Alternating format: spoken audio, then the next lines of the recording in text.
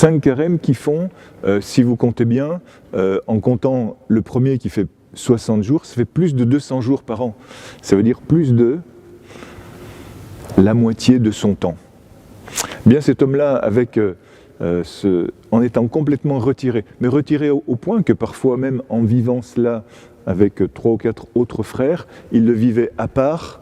Parfois il y avait même des ravins dans les lieux difficiles qui le séparaient de ses frères avec juste un tronc d'arbre pour qu'on puisse le rejoindre. Parfois, lorsque ses frères lui apportaient à manger, les frères appelaient François. Si François ne répondait pas, il repartait avec le repas. C'est-à-dire que François était retiré même dans sa retraite. Et bien de cette façon, cet homme-là, en prenant tout ce temps de retraite tout seul, isolé, il a converti toute l'Italie de son temps.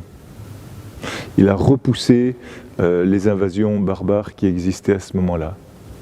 Il a détruit sans armes, avec une prédication toute simple, toutes les hérésies de son temps.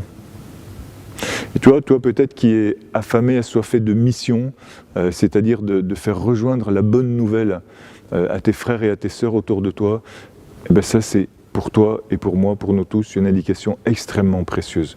Tu te rappelles entre autres que la petite Thérèse, elle est patronne des missions, hein, elle qui n'est jamais sortie de son Carmel. Et François aussi de cette façon, avec cette contemplation, le fait de se mettre dans cette grotte intérieure, donne une puissance dans la prédication, ou dans la mission.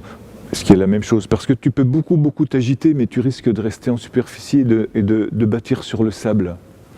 Tandis que lorsque tu t'enracines dans la profondeur, tu construis sur le roc. Tu mets des fondations.